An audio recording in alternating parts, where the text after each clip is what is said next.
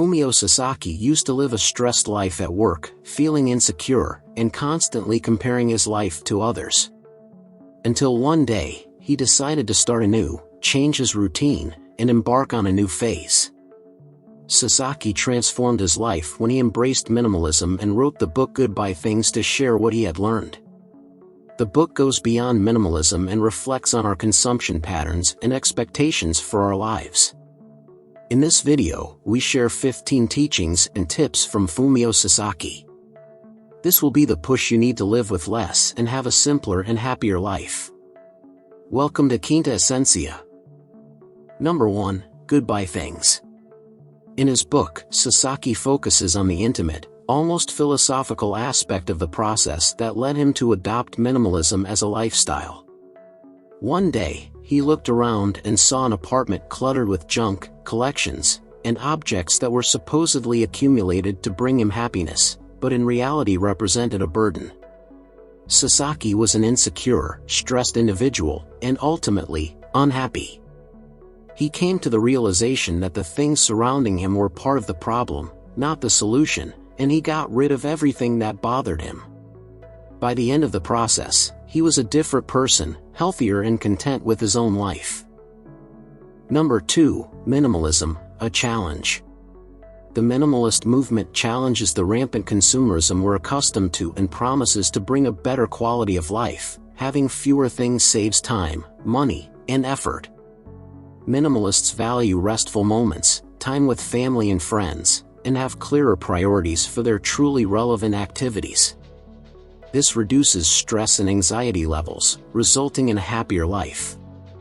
There isn't a manual for becoming a minimalist. After all, the goal is to identify what's essential for you and live with more purpose. Number 3. Only the necessary. We think we're incapable of letting go of our possessions, but we all have that capability. A great first step to embracing minimalism is to separate what's important to you and discard what's no longer needed. Minimalism is highly personal, so what's important to you might not make sense to someone else. It's essential for this project to be carried out on your own terms or shared only with those living with you who might be affected by your decisions. Begin transitioning to minimalism by starting with your wardrobe, as it's easier to part with items you haven't used in a while, those that no longer match your style, or those that no longer fit, and consider selling or donating. Identifying the essentials and shedding the rest is crucial, not just for material items. Everything in our lives, including responsibilities and time-consuming activities, needs to be evaluated. Number 4. When you discard, you gain more than you lose. The more things we own, the more time they consume from our daily lives, and you'll always feel like you don't have enough. Thus, there's much more to gain from shedding excess than you might imagine: time, space, freedom, and energy, for example. Living only with what's essential gradually diminishes the feeling of overwhelm, replaced by a sense of liberation. Letting go of material possessions frees up your mind for other tasks or to focus on more important things like family and friends. Moreover, you'll notice that some obligations slow down or even disappear. Number 5. Why can't we part with our things? Just as we should ask ourselves if we really need something before buying it, we can repeat this question for what we already possess. What served us well at one point may not continue to be useful. Sasaki advises letting go of anything you own for appearances, all the things you have to show off to others that symbolize the status quo but don't bring you happiness. Number 6. There are limits to your brain's capacity, your energy, and your time. We often wonder if we'll manage to do everything we need or get everything we want. But we forget that our choices define these tasks.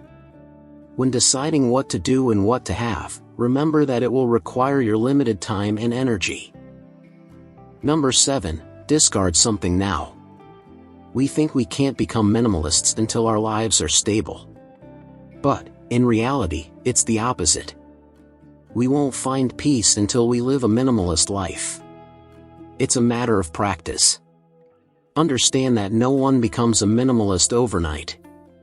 It's a process you must be willing to undertake gradually. It will take some time to evaluate your possessions and properly define your priorities. Start small, one habit at a time. But start. Don't put it off. Procrastination is an excuse to avoid making changes.